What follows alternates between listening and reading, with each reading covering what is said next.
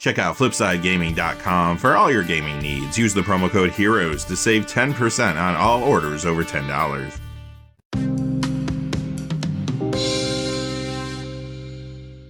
Hey there, this is John from Heroes and Legends, and welcome to the special Picks of the Month edition of the Magic the Gathering Market Watch. This month, our topic is 10 amazing pickups that just rotated out of Standard.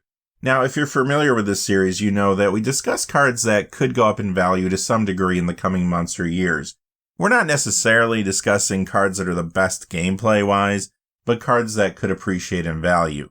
One quick note about the series before we get started, though. It does go out to gold patrons first, so if you are seeing this on YouTube, it is about 24 to 48 hours later. Some of the prices could have shifted a little bit, but I'm not expecting big changes in the short term for the cards we're talking about today. Quickly before we get started, just a fast reminder, if you go to FlipsideGaming.com, you can use the Heroes promo code to save 10% on orders over $10. Currently, you can pre-order Innistrad Crimson Vow products there. They also have a lot of other things on their website. And remember, if your order is over $100 or consists only of singles, shipping will be free in the United States. Also, whenever you use the promo code, it does support the channel, which is always appreciated, so thank you. And without any further ado, let's get into it. One other note before we look at the cards, though, I do want to emphasize that yes, we are talking about cards that I think could be going up in value, but this is not about getting rich quick.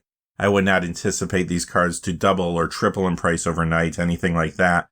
This is just a reminder that maybe if you don't own copies of these cards and you're thinking about picking them up for a deck, this could be a good time to do it. Since this video is about future values, if a card was banned in Standard when it rotated out, that does not disqualify it from this list today. Also remember, at any time, Wizards could reprint any of these cards, which could bring the value down. We're going to go in color pie order, and first we have Mystical Dispute. Only $1.12, it wasn't uncommon, so it's not a very expensive card.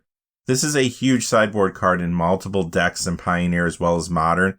In Vintage, it sees main deck play in Doomsday. It's also in 8-cast sideboards there. Plus, it does see some play in Commander from time to time. Good example of a card that you want to own 4 copies of probably sooner than later, considering this is not a very high price. Even if it does get reprinted, you won't feel bad about paying about $1 each for these. Next, we have a more expensive card, but it was a rare, Shark Typhoon at $10.56. This is another example of a card that is showing up in a ton of different decks across multiple formats. In Pioneer, this is in Dimir and Azorius Control, plus other decks in the format. In Modern, you'll see this in Azorius and Jeskai Control, sometimes as a Control too. Plus, this is in Wilderness Reclamation and more in that format. Legacy, it's even there in 4 colors as well as Bant Control decks. Plus, this is seeing some increased Commander play now in Lair Disciple of the Drowned builds. Next, we have another rare, but this one's cheap. This is only $1.45 for Once Upon a Time. Now, the reason for that is this card is banned currently in Pioneer as well as Modern. However, I do think this will still go up in value over time because it's a very solid card. In Legacy, this is in Elves, Mono Green Cloudpost, Jund Aggro, and Golgari Depths. In Vintage, you'll see this in Hogak. And it gets a little Commander play as well, seeing a little more play now too in Tovolar Dire Overlord / Tovolar the Midnight Scourge builds.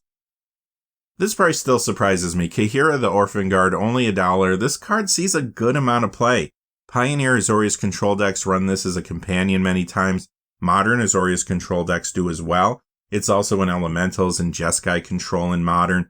Plus it is in a number of Commander builds, including some popular Cat Tribal decks.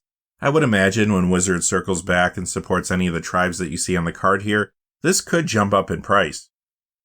Kroxa Titan of Death's Hunger from Theros Beyond Death. This is another more expensive one. It was a mythic. It's at $23.50. Now, this did get a reprinting in the Showcase Kaldheim Part 2 Secret Lair, but nevertheless, this copy is still pretty expensive. In Pioneer, you're going to find this in Rakdos Pyromancer. In Modern, it's in Jund Death Shadow, Jund Sacrifice, Rakdos Midrange, and more. This is also a fairly popular commander, and in the 99 of some builds too. Okay, maybe you wanted to forget about this one, but I'm here to remind you, Oko Thief of Crowns is at $15.03. Now, that does seem expensive considering this card is banned in Pioneer, Modern, and Legacy, but you know where it is not banned? Vintage, and more importantly, Commander. First in Vintage, it does see play in Sultai Midrange, Oath of Druids, Temur Control, and Bant Archon. This also gets a fair amount of Commander play in Atraxa Praetor's Voice and much more. Aside from the gameplay, this card did reach an iconic status, at least for a period of time. I think there's always going to be some interest in it generally. Uro, Titan of Nature's Wrath, in addition to the printings you see on the screen, which we'll go over in just a second, this was also printed in the Showcase Kaldheim Part 1 Secret Lair not that long ago. It is banned in Pioneer and Modern, which of course has kept the price down when you compare it to something like Kroxa, but it also doesn't hurt that it was printed not only in Theros Beyond Death, but also in the list. The Theros Beyond Death copy is at $15. The copy from the list, and it was there during Strixhaven and Modern Horizons 2, it is currently no longer on the list. That copy's at $14.45. Now, when it comes to gameplay, this is seeing a good amount of play in Legacy. It's in 4-color control, Bant control, Alurin, and more. Vintage, you'll see this in Temur control. Also, it gets a good amount of commander play in Omnith Locus of Creation and more. And it is seeing some additional play now, even in those Slogurk the Overslime builds. Yorion Sky Nomad at $2.72. Keep an eye on this one as well. It started to climb just a little bit this week. I think it could climb more in the short term even. Another solid companion that also shows up in main decks at times.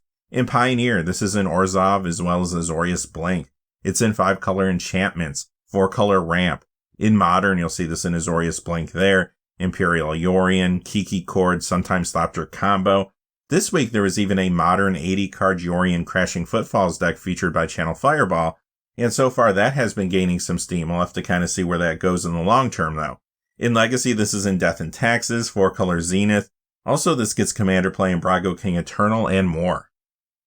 Shadow Spear, as we move on to artifacts, $18.99 for this. It's a rare, not that old of a card. Seems kind of expensive, but it sees a ton of play. It's in Pioneer, Esper Luris, Modern Hammer Time, Luris Jund, Affinity, and more. Legacy, you'll see this in 8-cast, Affinity, and more there. Also, it gets increased commander play now in some new builds like Tovolar and Adeline Resplendent Cathar. And our last card today is a little cheaper at $3. It is an uncommon Soul Guide Lantern. However, this is a solid sideboard card used to deal with different graveyard strategies in Pioneer as well as Modern. In Legacy and Vintage, it can even show up in main decks. It also gets some commander play too. Alright, that does it for the picks of the month for October 2021. One last note about the video, I did not select any cards that were reprinted in the Pioneer Challenger decks.